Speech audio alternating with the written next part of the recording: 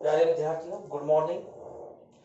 कल हमने पढ़ा था गुणनखंड विधि से समीकरणों को किस प्रकार से हल किया जाता है। उसी क्रम में आज हम पढ़ेंगे क्वेश्चन नंबर 2 का पांचवा, 1/x-2 प्लस 2/x-1 बराबर 6/x, जहां x is not equal to 1,2। और ये क्वेश्चन 2019 माध्यमिक शिक्षा बोर्ड परीक्षा में भी आया हुआ है, इसलिए बड़े ध्यान से हम इसको समझेंगे। भिन्न का सवाल है। तो सबसे पहले हम क्या करेंगे, इस सवाल को सिंपल समीकरण में चेंज करेंगे क्योंकि ये हमें भिन्न में दिया हुआ है।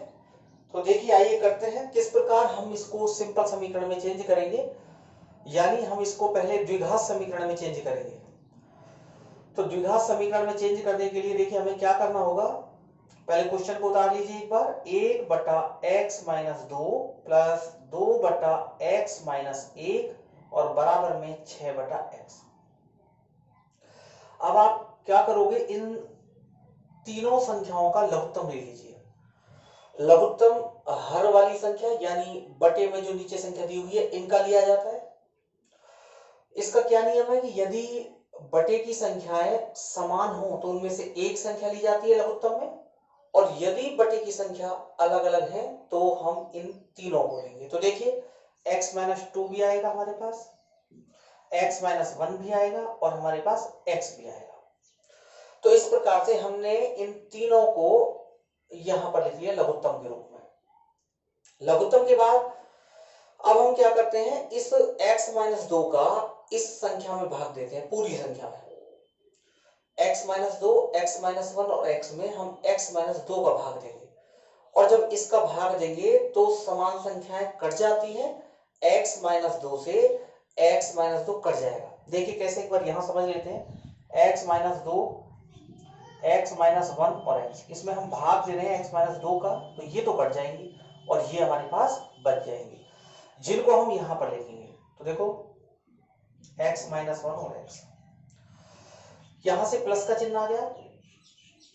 अब फिर से वही काम करना है, अब की बार हमको x-1 का भाग देना है। जब हम x-1 का भाग देंगे तो x-1 कटेगा और हमारे पास बचेगा x-2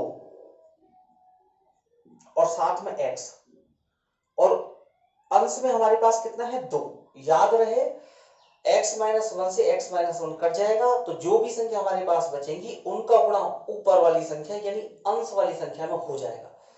तो देखिए, जब मैं x-2 और x को लिखूंगा तो साथ में मुझे 2 भी लिखना पड़ेगा, तो हमारे पास हो गया 2x। तो x-1 से x-1 कट गया, तो नीचे हमारे पास x-2 और x बचा और ऊपर हमारे पास 2 बचा, जिसे हमने लिख दिया x-2 गुणा 2x। आप इस 2x को इससे आगे भी लिख सकते हैं। बराबर में देखिए, बराबर में है 6/x। तो जब हम इसको हल करेंगे तो हमें x का भाग देना होगा, तो x से x कट जाएगा, तो ये दोनों संख्या बचेंगी हमारे पास, x-2 और x-1, और ये जो 6 है अंश में, इसका हम इनमें गुणा कर देंगे।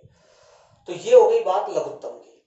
अब देखिए आगे क्या करना है आपको, ये x-1 ब्रैकेट के बाहर x है, तो ब्रैकेट के बाहर जो संख्या होगी उसका आप अंदर की संख्याओं में गुणा करोगे। तो जब हम x का x में गुणा करेंगे तो x की पावर 2 हो जाएगा, और x का जब हम 1 में गुणा करेंगे तो x से कम x आ जाएगा। अब प्लस का चिन्ह यहां से ले लेते हैं। अब 2x का जब हम x में गुणा करेंगे तो बन जाएगा 2x², और जब 2x का 2 में गुणा करेंगे तो 2 गुणा 2 4x माइनस का। देखिए 2x का पहले x में गुणा किया, उसके बाद हमने 2 में गुणा किया, और बराबर में 6 हमारे पास है। अब इन दोनों का मल्टीप्लाई कर लेते हैं। तो देखिए इन दोनों का मल्टीप्लाई बड़ा आसान है, सबसे पहले आपको x का गुणा करना है इन दोनों में। तो देखिए करते हैं, x का गुणा जब हम x में करेंगे तो हमारे पास x की पावर कितना आ जाएगा, 2। अब x का गुणा हम 1 में करेंगे तो हमारे पास x से कम x आएगा। तो x का दोनों संख्याओं में गुणा हो चुका है। अब हम 2 का गुणा करेंगे, 2 किसका है, माइनस का, तो जब -2 का x में गुणा करेंगे तो हमारे पास माइनस का 2x आ जाएगा। और -2 का जब हम -1 में गुणा करेंगे तो देखिए -2 गुणा -1 माइनस गुणा माइनस प्लस हो जाएगा और 2 1 कम 2, तो कितना आ जाएगा प्लस का 2 आ जाएगा हमारे पास।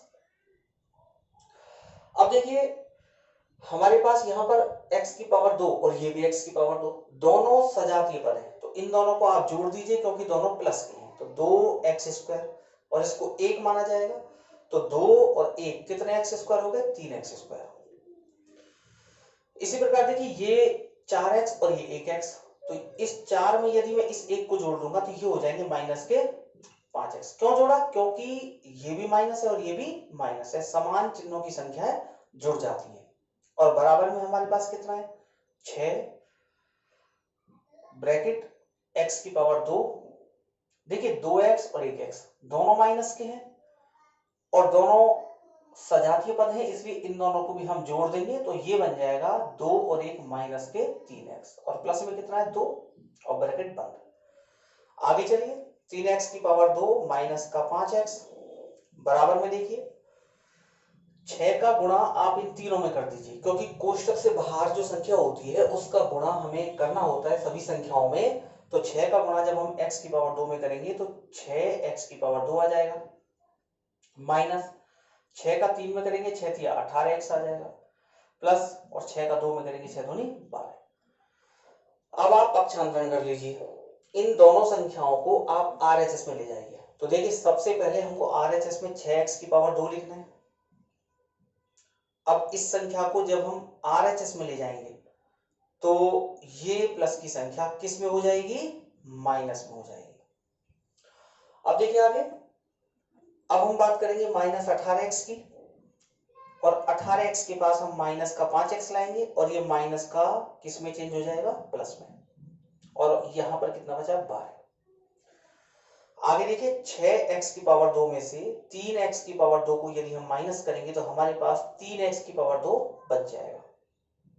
इसके बाद ये भी x का पद है और ये भी x का पद है, तो ये माइनस का है ये प्लस का है, तो जब एक संख्या माइनस की हो एक प्लस की हो तो घटाते हैं, और घटाने पर चिन्ह कौन सा आएगा जिसकी संख्या बड़ी होगी, तो माइनस की संख्या बड़ी है तो माइनस आएगा, 18 में से 5 को हम घटाएंगे 13 बचेगा, साथ में x आएगा और 12 का 12। तो देखिए ये हमारे पास एक द्विघात समीकरण बन गया 3x की पावर 2 माइनस 13x प्लस 12। तो यहां तक हमने इस जो हमारे पास सवाल दिया गया था भिन्न वाला, इसको हमने एक साधारण द्विघात समीकरण में चेंज कर लिया। अब बात करेंगे हम इस द्विघात समीकरण को हल कैसे करना है। तो आपको मैंने बताया था द्विघात समीकरण को हल करने की 3 विधियां हैं, जिसमें से हम पहली विधि से इसको हल करने जा रहे हैं, और पहली विधि है आपकी गुणनखंड विधि। तो देखिए 3x की पावर 2 माइनस का 13x और प्लस 12 बराबर 0, और किस विधि से हल कर रहे हैं गुणनखंड विधि से। हमारे पास 3 विधि है, गुणनखंड विधि, और इससे पहले मैंने आपको कराई है पूर्ण वर्ग विधि और श्रीधराचार्य विधि। अब देखिए गुणनखंड विधि से हम इसको कैसे हल करेंगे। सबसे पहला काम आपको यहाँ पे गुणा का चिन्ह बनाना है, और इसके आगे आपको पहली संख्या 3 और लास्ट वाली संख्या 12 का गुणा 12 3 36 यहाँ पे लिख देना है। इसके बाद प्लस माइनस का चिन्ह लगाना है, और आपको प्लस माइनस के चिन्ह के आगे x का गुणांक या ये पूरी संख्या भी आप लिख सकते हैं, और हम लिखेंगे यहाँ पे माइनस का 13।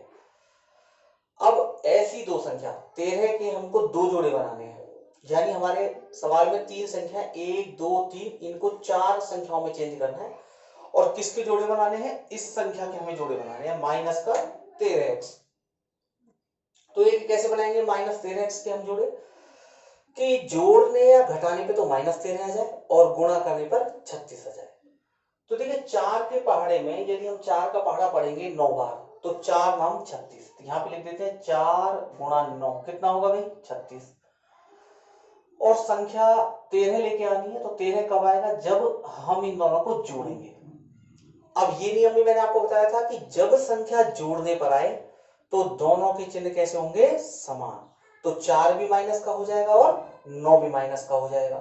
अब इन दोनों को हम यहां पर अप्लाई कर देते हैं, तो देखिए सबसे पहले 3x² आएगा, एक हमारे पास 9x है और एक हमारे पास 4x है और प्लस में कितना 12। तो देखिए इसके स्थान पे हमने इन दोनों को लिख दिया। अगर हम हल करके देखें तो देखो 9 और 4 13 आ जाएगा और 9 गुणा 4 करेंगे 9 चौके 36 आ जाएगा। इसके बाद आपको दो दो के जोड़े बनाने हैं। अब देखिए दो दो के जोड़े बनाने के बाद क्या होगा,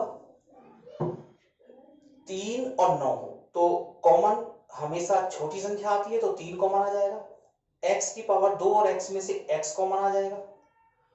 कॉमन का अर्थ भाग देना, तो 3 से 3 कट गया, x की पावर 2 में से x आ गया तो हमारे पास एक x ब्रैकेट में बच जाएगा, माइनस आ गया, x से x कट गया और 3 का भाग 9 में देंगे तो कितनी बार जाएगा, 3 बार। तो हमारे पास आ गया x माइनस 3। अब हम इन दोनों में कॉमन लेते हैं तो यहाँ पर 4 और 12 में कॉमन क्या आएगा, 4, क्योंकि 4 का भाग दोनों संख्याओं में चला जाता है। तो देखिए 4 से 4 कट गया, माइनस से माइनस कट गया, आपके पास बचेगा x। इस प्लस में यदि मैं इस माइनस का भाग दूंगा तो ये कौन सा हो जाएगा, माइनस हो जाएगा। और 4 का भाग 12 में कितनी बार जाएगा, 3 बार।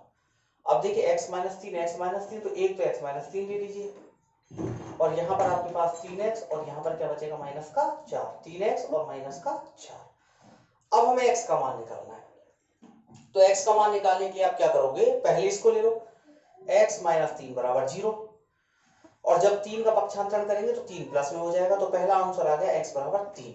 दूसरा देखिए 3x माइनस 4 बराबर 0 और 3x बराबर ये 4 माइनस का प्लस का हो जाएगा और x बराबर 4/3। तो हमारा आंसर आ गया 3 और 4/3। तो ये था आपका गुणनखंड विधि के द्वारा सवाल, हमारा 5वां प्रश्नावली 3.3 का।